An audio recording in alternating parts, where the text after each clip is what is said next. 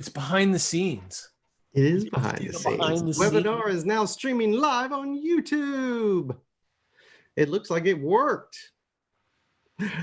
All right. Welcome, everybody. Hey there. I'm Aaron Fisher, and I'm here today with Adam and Alex and Steve from Conjuror Community, the world's best magic club. Now, in today's video, you're going to get a taste of what a great magic club can offer you. So please do us a favor. If you like what you see, hit the like button and also subscribe, if you would, to this channel. So you'll be notified every time we lose our minds and do a crazy video like today. Okay. What are we going to do today, Adam? Well, hand me the host over so I can do my thing. All right. And what we're going to do today is we are going to look at some fantastic stage illusions by one of the smartest men in magic and a friend of yours, Aaron, Mr. Teller.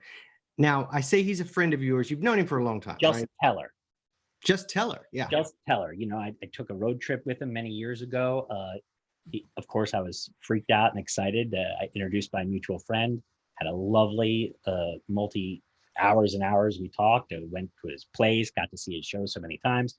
And really, you know, the guy's a hero of mine. He's one of the best magicians in the universe, one of the most admirable magicians in the universe. His act is one of the best acts of all time. You know, Penn and Teller are just the hardest working magicians you'll ever see. And there's no doubt about it, the smartest. I mean, I don't know about you guys on the panel, but Penn and Teller, long before David Blaine, Penn and Teller changed my life forever. You know what yeah. they really did is they separated themselves from the rest of magic at that point when they came around. They were magic, but the other thing. You know, they really made it unique. You know, no one could do their act, right? No one could be them. You can't even come close to it. Magicians have always, in those days, the big thing was to pick on Penn and Teller because they would supposedly give away the trick, right? Right. And of course, they never did. They just played it so well. You know, when a magician says, when Lance Burton says, "I'm going to teach you guys how to do a trick," you know, and then he does the egg trick, and then he does the sucker egg trick. You know, there's never really a sense that Lance Burton is actually going to teach you how to do a trick. Right. Right. But Penn and Teller played into it to where when they said they were going to tell you how these guys do it, they would seem to really be getting great joy out of blowing the stupid tricks that magicians use to fool people. And of course, it was just a setup. It was just a big setup and a hook for how they were going to blow your mind. But basically, it was always like the sucker egg trick, right? With different dressing. Totally. Yeah, totally.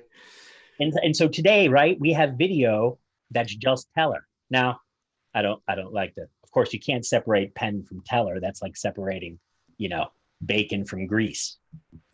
Right? Yeah, that's right. Yeah. I was going to say bacon from eggs, but when you can, I think Teller's the grease. You know what I'm saying? Yep. All right. Shall we get started? There. Or the bacon, depending on which you prefer, but I'm not here talking about lean bacon. You know what I'm saying? Yeah. Yeah. So, all right. So let's torture that metaphor a little more. Yeah. I can't wait for you guys. I can't wait for you guys to see the needle trick, because it's like, in terms of we're looking at some of the stuff from their actual stage show, if you guys have ever seen them in Vegas. But this, man, this thing is incredibly good. Let's react. Now, we don't have any tape today of Teller doing John Thompson's Great Thompsoniac, do we? Maybe I'll let you know. All righty, let's fire it up. Let's get something. Yeah. All right, let me know if you can see it. Yep. All right, here we go. This looks like an apple. Stuck into this apple are 100 size number 6 embroidery needles. Teller walks among you to find someone to watch this from on stage. You'll need someone watching him rather closely. In the meantime, would you stand up here for a moment? Just. By the way, this is one of those tricks that always makes me nervous as a magician. Even if you have the most foolproof method, it still makes me nervous. You know, just a little nervous. You right there, yeah. And just take any one of those needles out of there and face the audience. And just face the audience and don't hurt yourself, but prove it's a real needle. Oh, well, that's okay. Just prove that they're both real then. Yeah, just maybe you could just tap the end of it so you could just see. I mean, don't inject yourself. Yeah, you don't know that could have some of those Martha Stewart muffin toxins on there. Just put them right back in there anyway. Thanks. And Teller calls this the East Indian Needle Mystery. And this is the first trick that I ever saw Teller do. And it is the last trick you will see before the break. We'll go into the break right after this. Want me to take that for you? Teller's East Indian Needle Mystery. You know what's really great about this show? It really strikes you as interesting when you see Penn and Teller work. Is when you go into many Las Vegas showrooms, the setup is lights and music and atmosphere. But when you see the Penn and Teller show, it's largely a show centered around presentation and naturalistic stuff. You know what I mean? The audience, the lights are on for lots of time. People can hear talk. I mean, it feels like a mentalism show. Like it feels like they're really doing stuff. They're not like creating a visual illusion of a place where stuff happens. You know? Right. They're doing it here now in front of all these people, and you really feel like you're with them in a large crowded room. You know.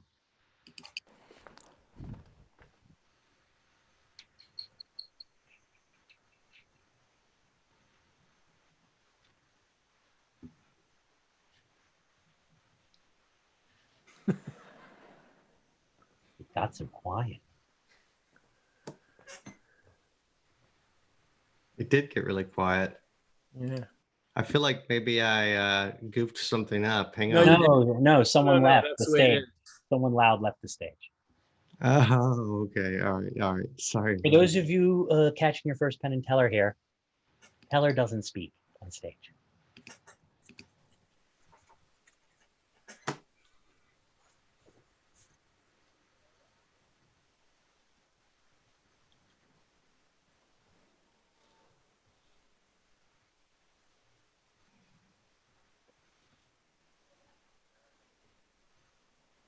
Ugh. I know, this always makes me nervous. He looks thrilled.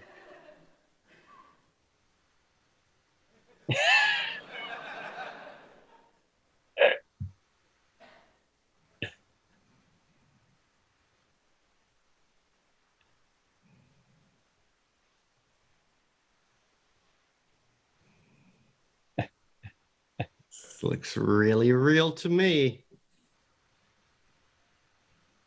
Never seen this face before in this trick.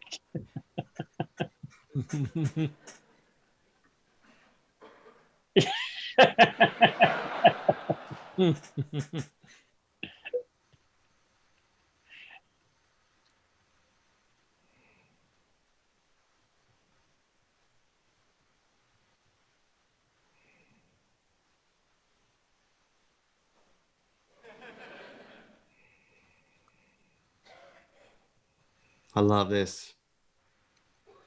Oh, Wait for the face.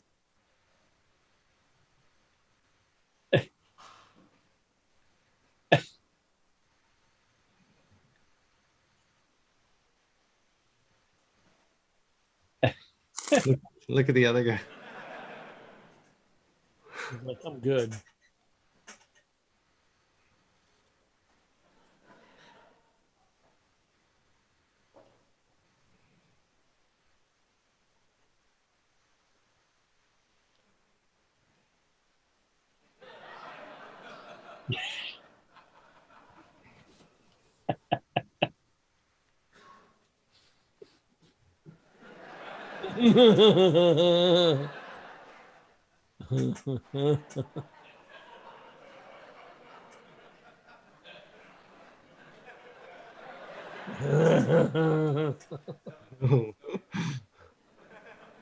Oh man, I'm done with you.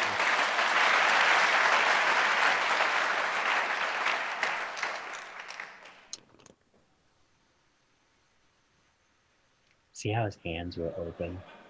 Everything was open and clear and free and clean.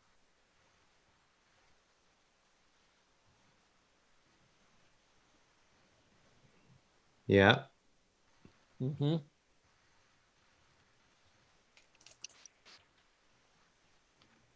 Man, he ain't scared, is he?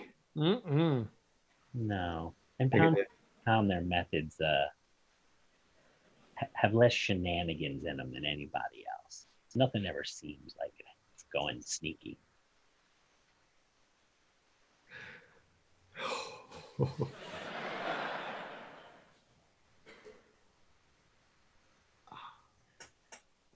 Yes. Yes.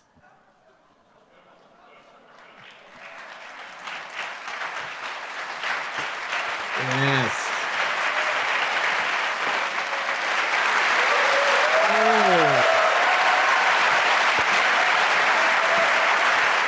Yeah, man. Teller do magic, man. Like I'd been watching them 20 years and I'd never figured out how they did all of a single trick.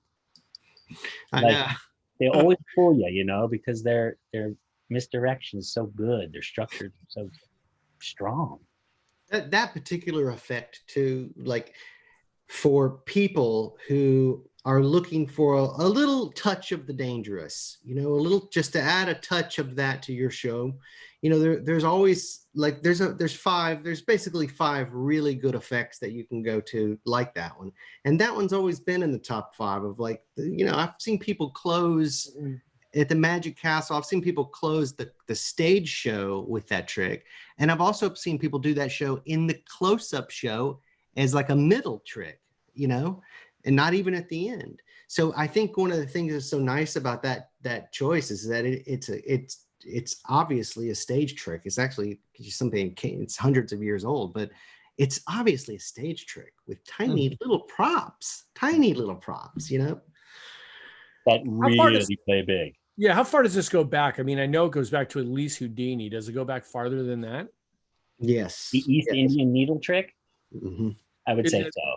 Is it actually that, though? But you know how that stuff goes, right? Mm-hmm. Well, I mean, some guy in the 50s invented it and called it like the, caveman, needle traditionally trick. Teller doesn't do his crediting that way, but I can't, I guess that's true. I can't really say further than that. I do know that when Penn and Teller, look, they've always had these bits. First time I ever saw Penn and Teller, they were doing the upside down straitjacket escape. Mm-hmm. Teller is dangling over a bed of spikes on a bare stage. And Teller is dangling upside down. The rope is underneath a chair, and Penn says he's going to read Casey at the Bat and stand up. And then he starts to read the poem, and then he speeds up and faster and faster and faster. And that was the opening of their show. Since the very beginning, Penn has done his juggling act. And he's got these wonderful moments in there where he's talking about these terribly, incredibly, grossly jagged bottle pieces that'll really kill you. The point being that he talks about how juggling flames isn't really that dangerous. Right. What's the worst that can happen? Ooh, ah. Right. And then he says, but this guy, I remember he calls it Satan's little howdy do right there. So they've always been good at taking stuff that's dangerous and playing it really realistic. Best example is, of course, the bullet catch, which Adam and I were in Las Vegas just a week after the shooting that was there a couple of years ago. And I think it was literally 1 week since they'd taken that out of the show, probably for good. But they had been doing that for 15 years before that, the end of every show. So they've always had this way of doing hyper realistic, dangerous stuff. And their gift of using silence, of the contrast between Penn's voice and silence, has always been one of the major features of the show. And when it comes time to doing these dangerous tricks, Teller's silence can really draw that attention in. Yeah, I mean, if you're and when you're going to do a trick like that, I think there has to be a certain amount of silence to it, because it takes a lot of focus. Like, the audience needs to really focus on what you're doing. I mean, it is. Did you notice, though, how quiet the audience? I mean, that was a full theater, right? I assume that video was taken on their tour, like they were doing like smaller colleges a few years back. And he's doing all that, didn't speak a word. There's no music playing. It's just dead air, and the audience is silent. And that shows you how powerful that is. That trick. Yeah. Shows you how powerful. He's like, No words, nothing. Little tiny thing, quiet. Yeah. Well, so there's obviously when you're dealing with Teller, you're always dealing with classic, classic plots that he loves classic magic. He often takes a classic plot, turns it on its head, turns it into something we've never seen. This next clip is called the coins and fish trick. And if you've never seen this, it's another great example of Teller's genius here. So check it out. This is one of our favorites as well. Let's go back a little further than usual. How about you? Would you come up here, please? Right up here, please. I don't need to know your name. He's not going to talk to you. Right up here. Teller will take him here. Jonathan, join me. Get a good seat over here. Hey, maybe I could join you and try and work out how this is done. Good thinking.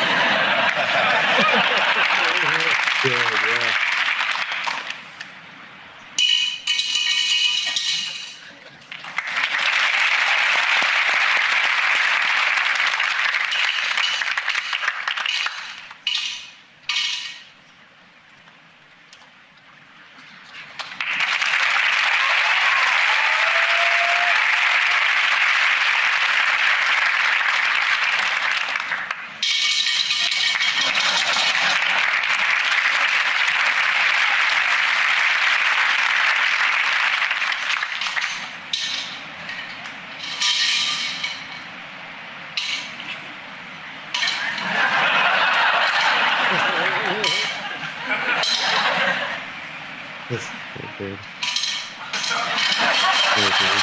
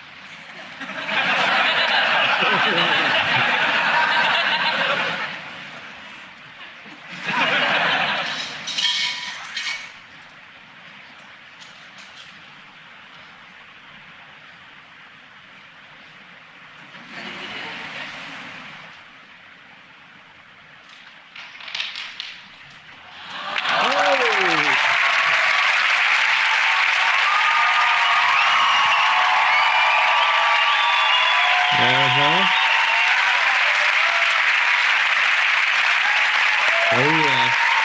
That's it.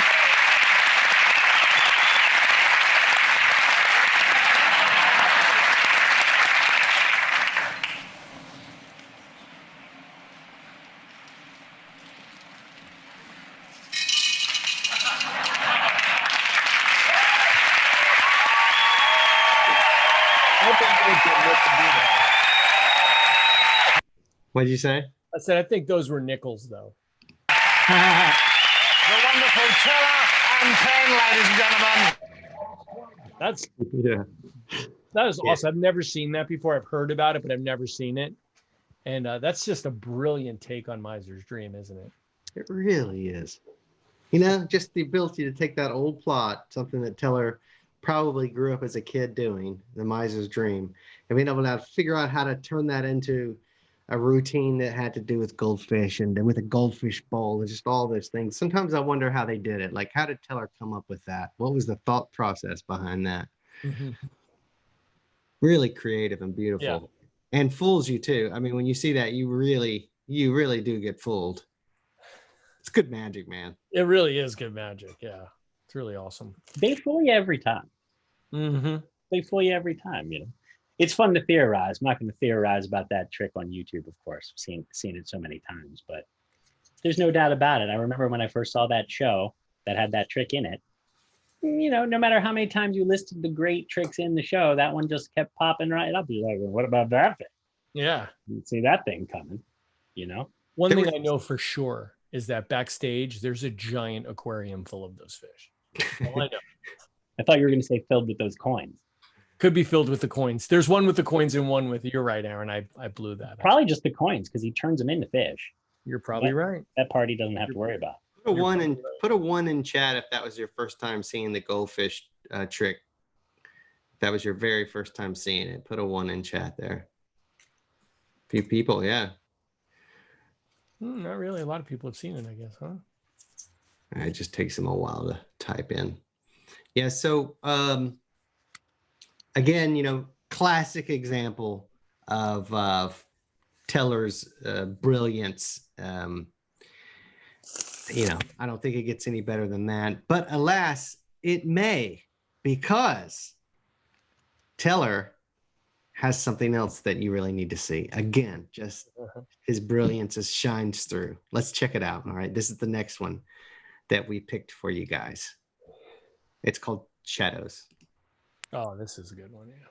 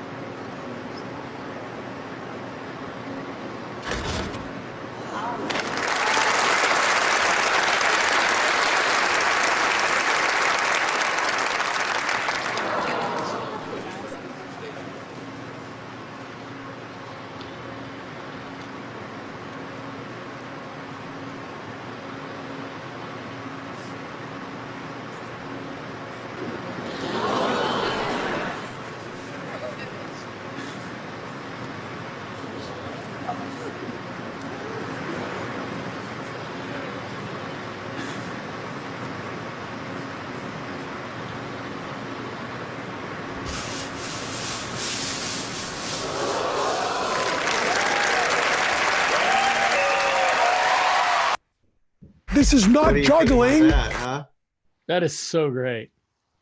That was always considered for the longest time, you know, one of Penn and Teller's most powerful artistic pieces of magic.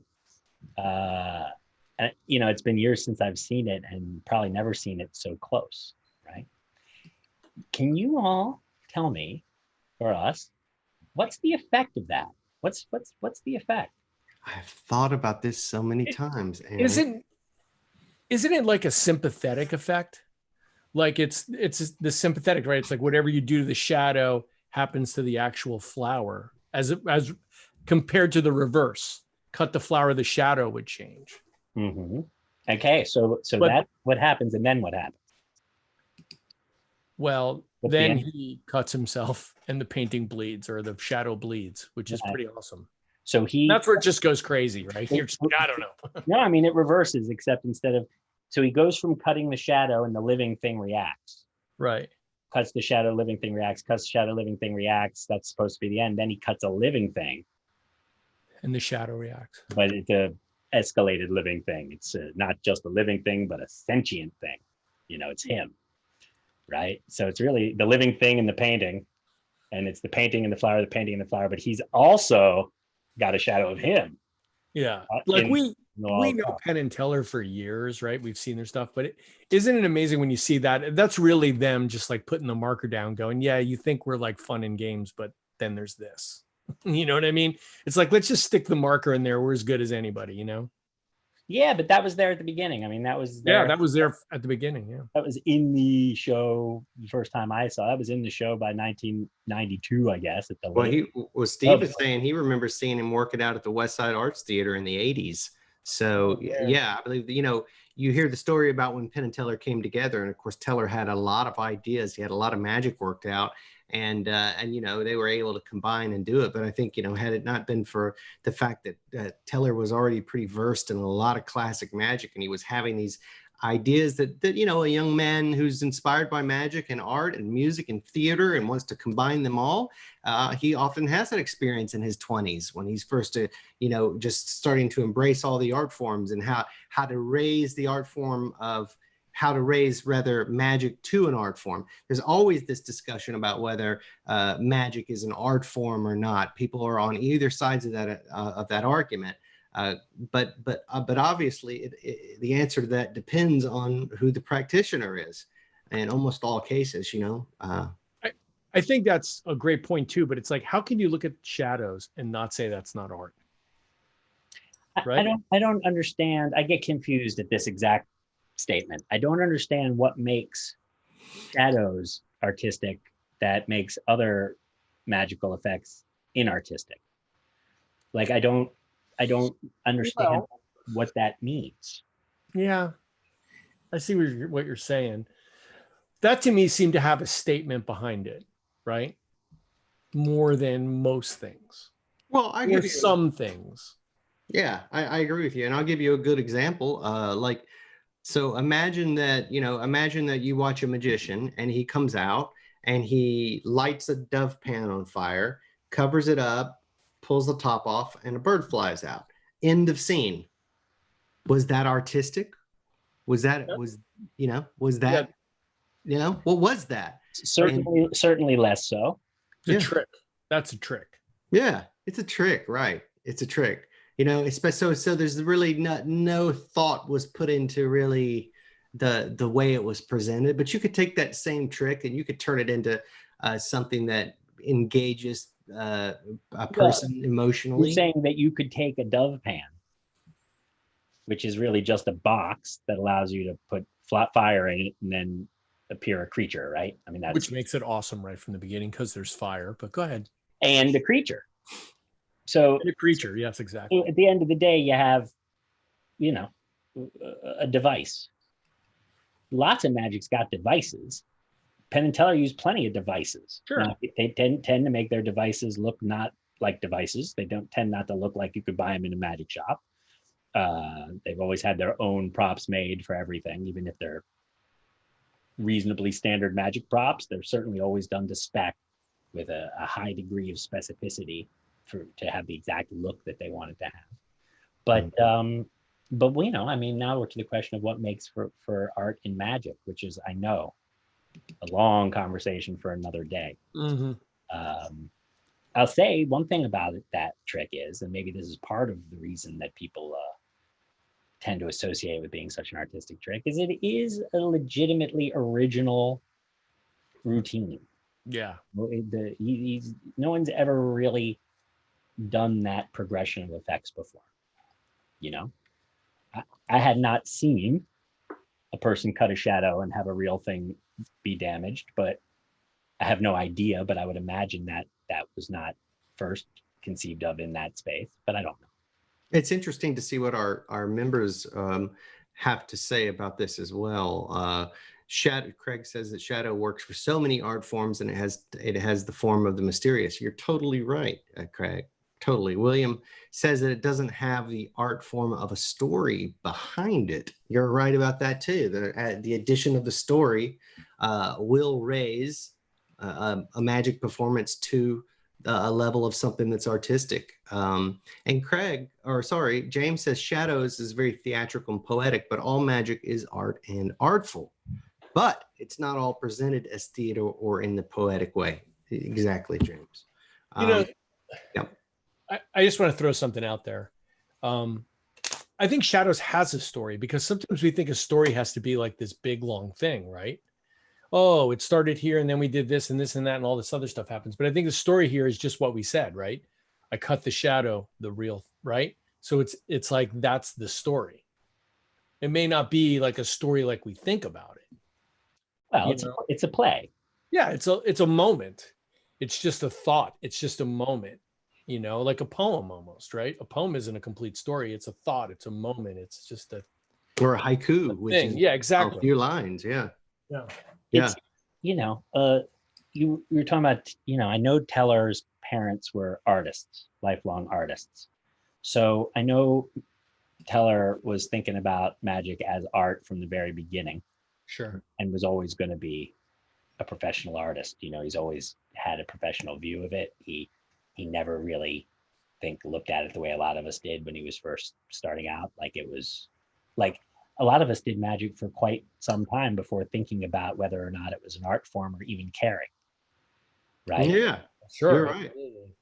You know? Yeah, because it wasn't art that attracted me to magic. It was mystery. It was the puzzle. It was like the power.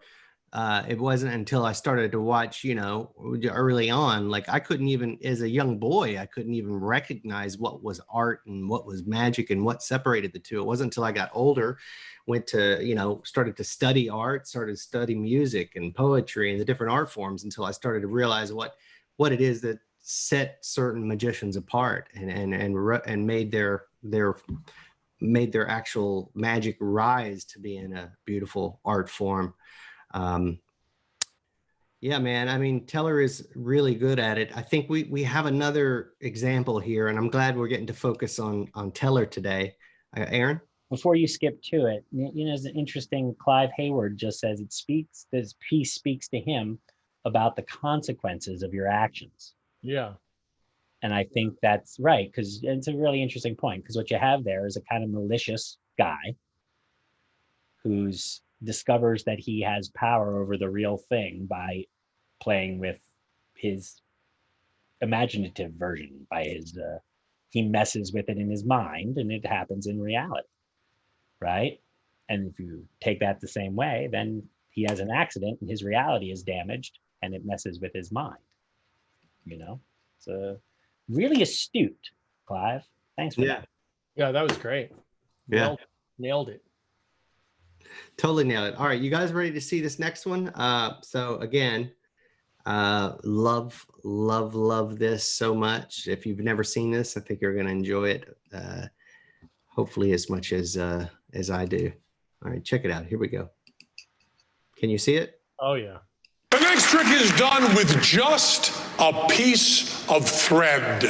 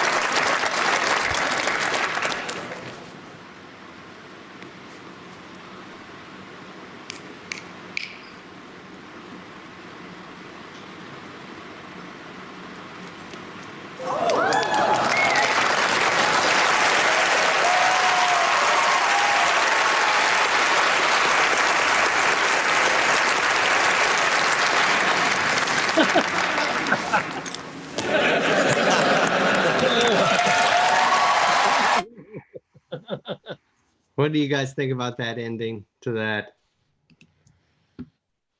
You see it, but you still don't believe it. You know? It's so that one, especially that one, has always been so strange, because he starts it by saying this one is done with a single piece of thread or piece of string, and then he has that ending to it, you know. Well, remember when we were out there in Las Vegas and Teller told us that Penn didn't like that trick? You know, Yeah. and they had real disagreements about that trick that were not resolved. Teller liked it, Penn didn't like it. I think, don't quote me on it, but I think Penn suggested the setup and the blow off, right? And it was a compromise decision. The idea being that the idea that was ultimately presented is that this was exactly what it was. You know what I mean? I guess you can't say that we're exposing the trick in this context when the trick is totally about an invisible piece of string. And I believe what they said was that, you know, the idea being presented is that really it's kind of astonishing at what can be accomplished within one piece of string. You know what I really enjoyed about that is the escalation of it, right? So here's the ball, here's the hoop. Then we go to the bench and it just moves a little bit. And then it escalates until it's, you know what I mean? It's not just like, here's the ball, now it's floating. You know what I mean? It's just like this very careful escalation of the way it animates itself. You know, I think it's just a beautiful routine. Well, absolutely. But there's a real conflict in this trick.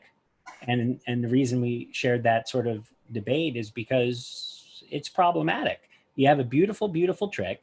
I think what Teller was telling us was that, you know, he wasn't really even sure at the end of the day if the trick was so amazing or if it was really the ingenuity was really what was astonishing about it, right? That the fact that it is so economical and that so much build and so much escalation, like Steve was saying, can be accomplished with that trick. And so they really did decide in that case that perhaps the most interesting thing about it was that, and therefore to let that be what it was about.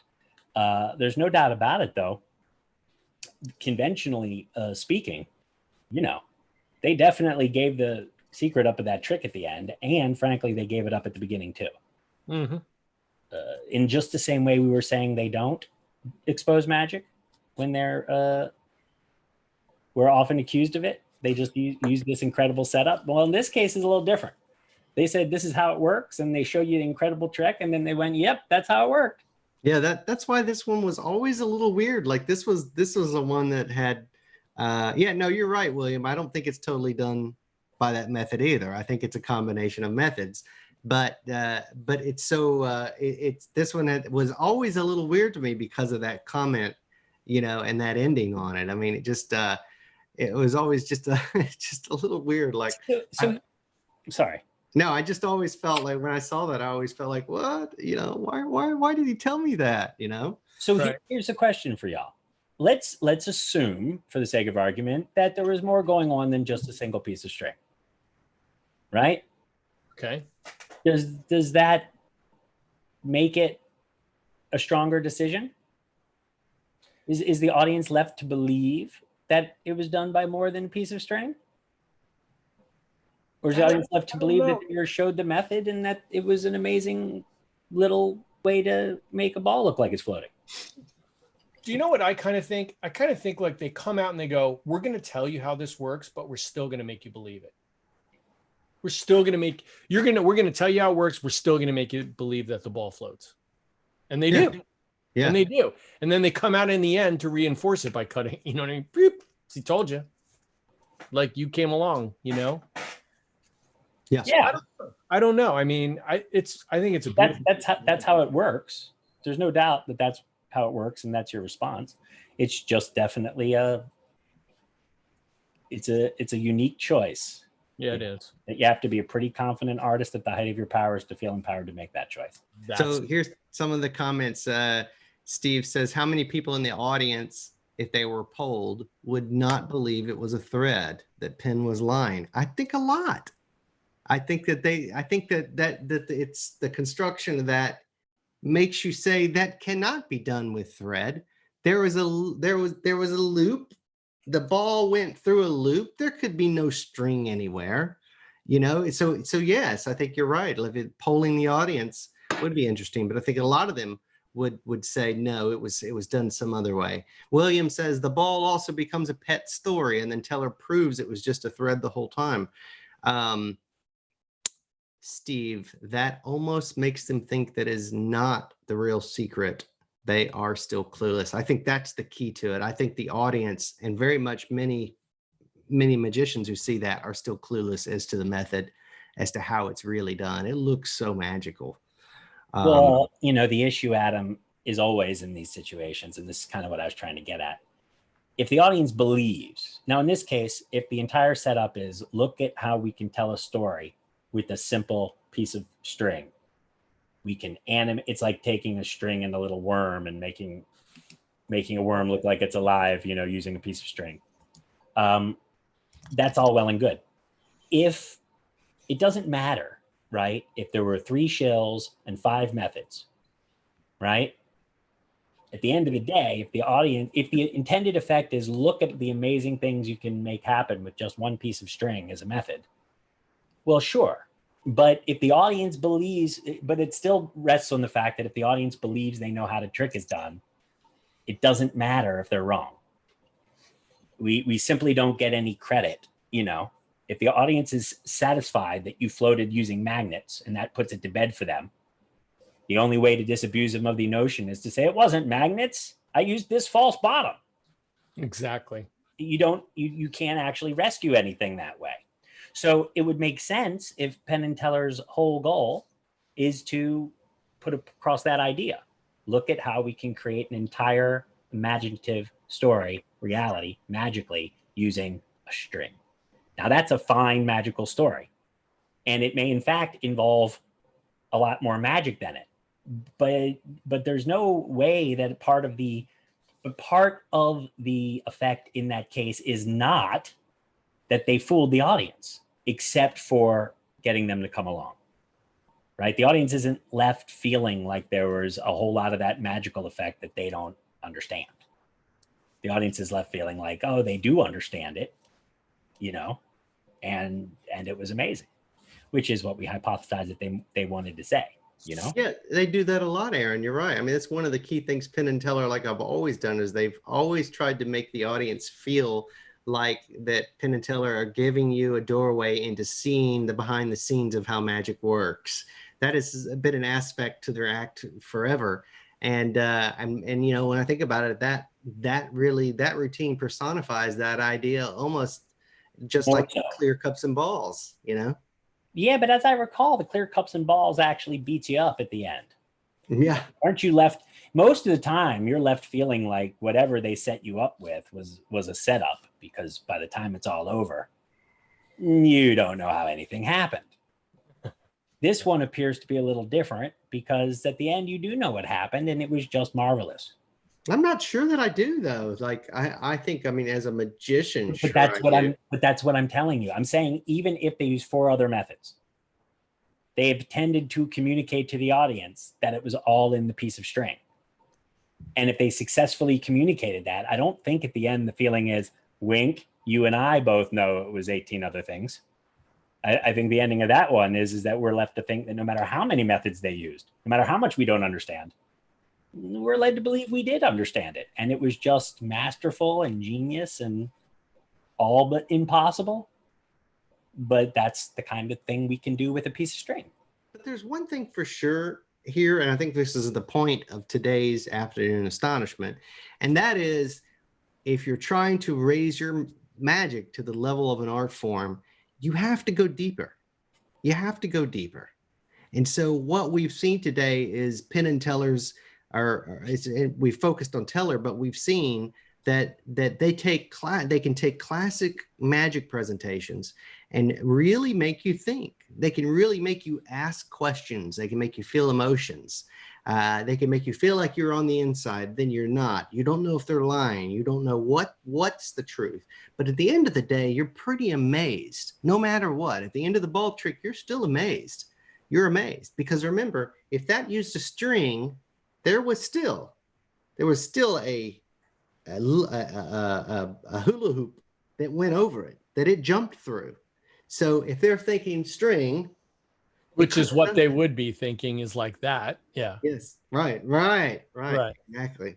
Did you ever have a Don Wayne floating ball? I did. Yes. I had one too. And my dream was to present that at the big senior show, and I don't know whatever happened when I was in high school, but when I was in high school, if you were like one of the theater kids, you're allowed to just be in the theater like all the time. Right. And I can remember hours trying to get that thing to work, hours and hours and so much setup, and it just never worked right. So imagine what that must be like. You know what I mean? The setup for that. Well, I think that was more of an Okito floating ball, wasn't it? Certainly. Yeah, it's kind of got that. Yeah, it's got that. This is obviously different, but I'm just saying. Yeah, no, Probably you're right. No less complicated. You know what I mean? Well, Steve, your biggest problem back in those days is you didn't have a couple of assistants helping you either. So, or a bunch of money. Or a bunch of money, right? Help to fix the little problems, like lighting. Oh, that's right. Well, guys, listen.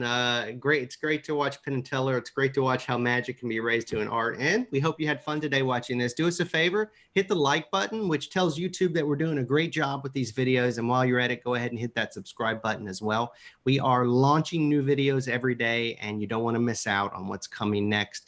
We are the Conjuror Community Club, and we do these live member jams and lectures several times a week. And if you've never tried out a proper magic club, there's a link in the description where you can learn more about why we are the best magic club in the world. So thank you for joining us, and we'll see you in just 2 days for the next Afternoon Astonishment.